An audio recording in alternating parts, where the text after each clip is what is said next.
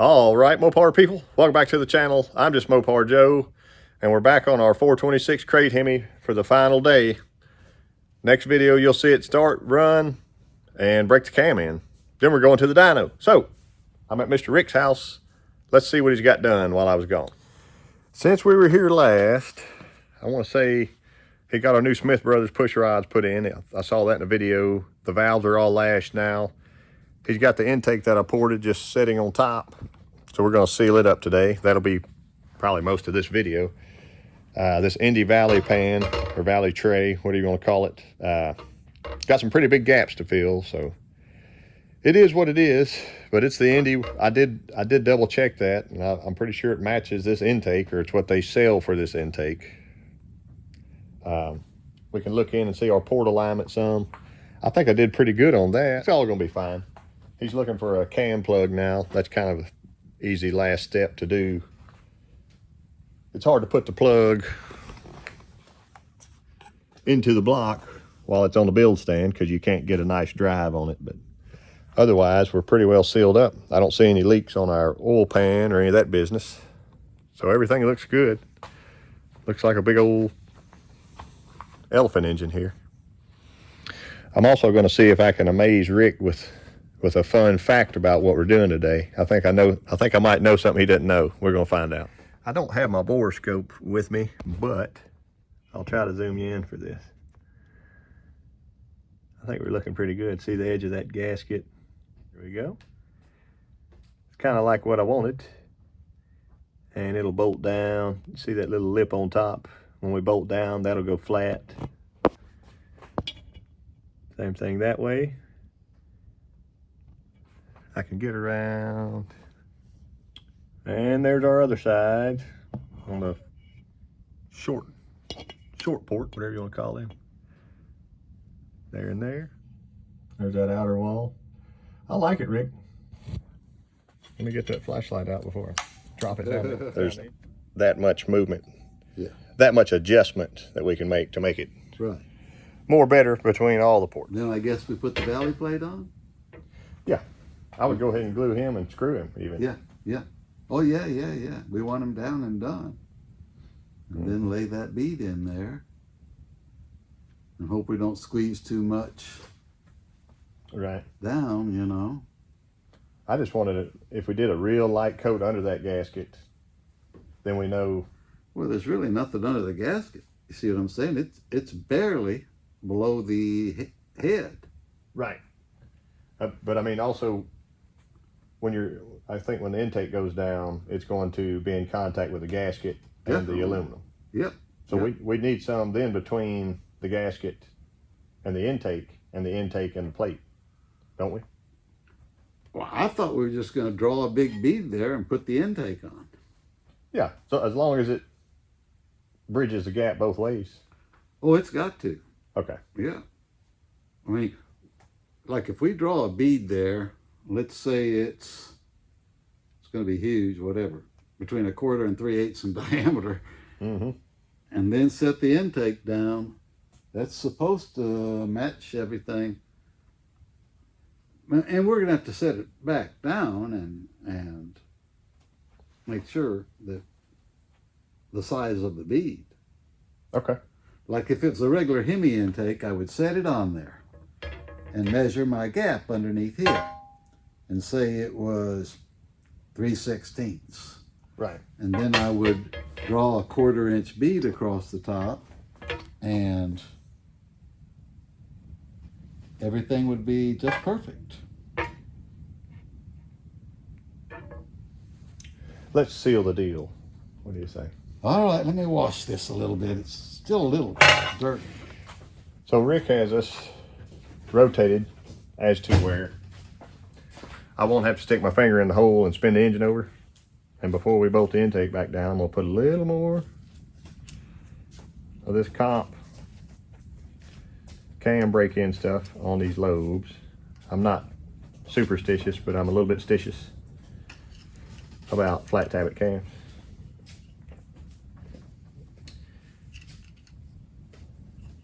Seems like some people have issues with them going flat, but that can't happen to a Hemi, I don't think. It costs too much money. Way too much money. Have you got Drew's engine together yet? All I like's finishing up. Oh, okay. I was building my engine room. Yeah. Go time. If it leaks, it's not my fault because Joe's doing all this. I knew that's why you wanted me to do it. I know nothing. I knew that was I why. wasn't there. I don't, whatever. So here's my question. I'm gonna stump you today, Rick. Okay, you're gonna stump me. Mm-hmm. What does Did you get up real early this morning? I didn't. Okay. I didn't, but I figured this out last night at the dinner table. Okay. So what does RTV stand for?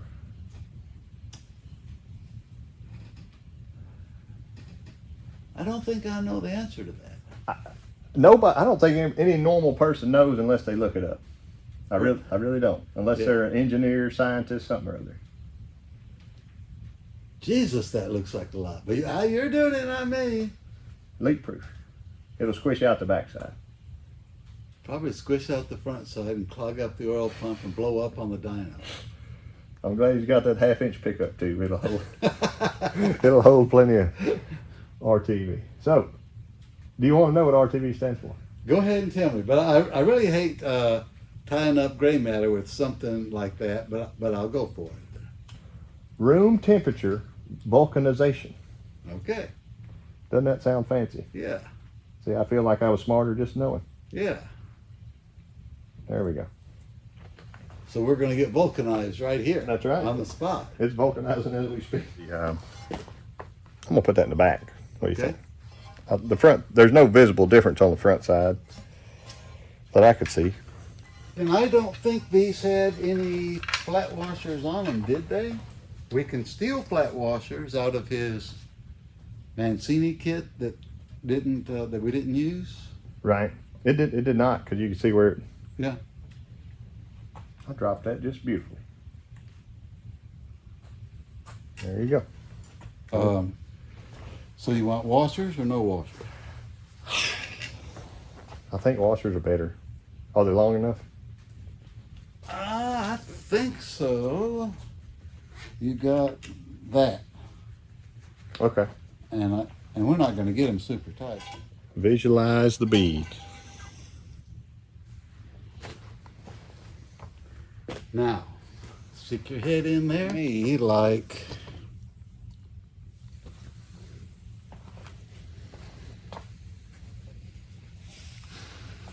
So what we're trying to do, the only thing we're really trying to do is seal that to that.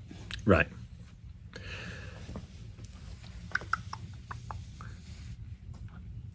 Here we go. Give Rick a heart attack here.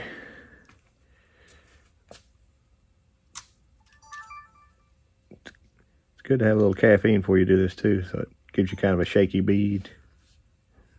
Indy, I don't know. You might need two tubes. I think that might be bad because I think I only bought one. That's all right. I'll do it. I'll do it better.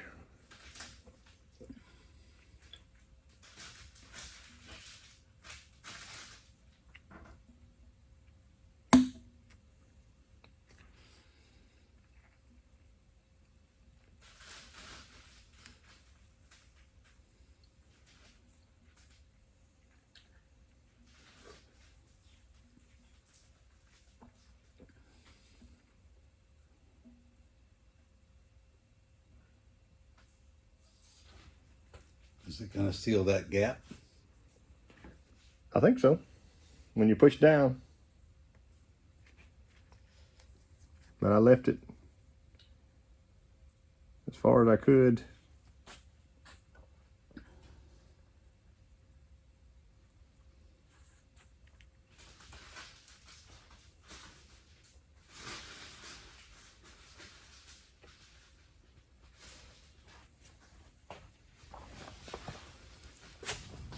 Are you ready? Yep.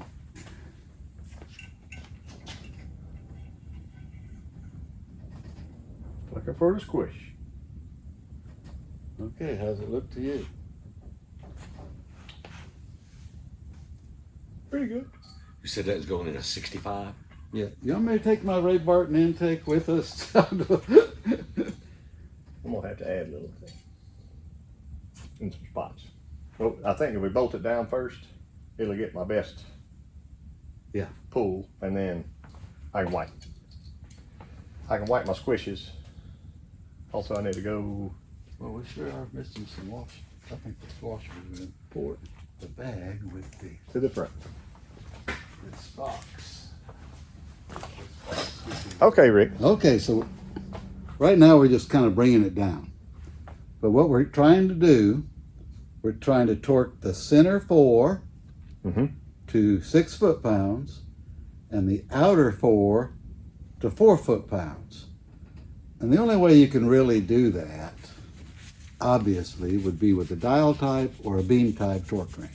I mean, you can't click. Right. You know, I mean, it just won't work. So, now it takes a while to get it even down to where you're ready to start going all the way to 6 on the middle and 4 on the ends. But eventually, we'll get down there. And then when we get there, we'll have to go over it many times to get where we want to be.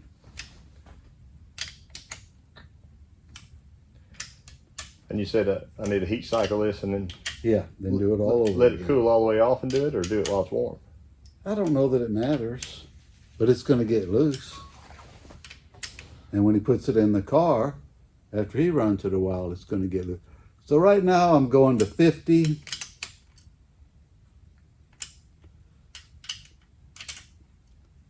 And these will later be going to 72. We're talking inch-pounds.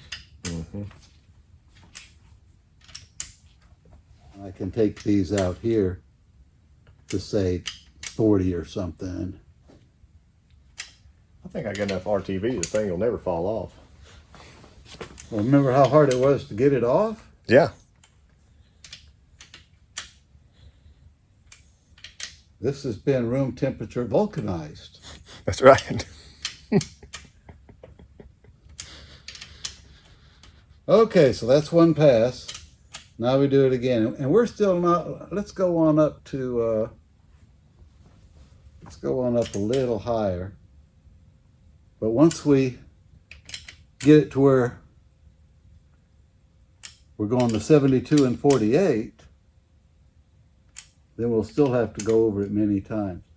The first street Hemi I had, somebody over tightened the intake like people always do, and I hit it with a hammer until I broke it, and now he's got it because I gave it to him. And we'll still have to make many passes. They always call when you're busy. Oh yeah. Our intake is sealed, and y'all know I really like the hanging scale. Rick bought one because he saw one in my video. So right now we are at 600 even with these aluminum metal block heads, the Indy Valley plate, Indy intake.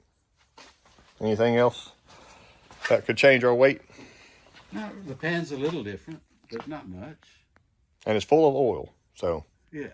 there you go. People like to know that. Yeah. We got to put a cam plug in and load it in the truck. Start this baby up soon.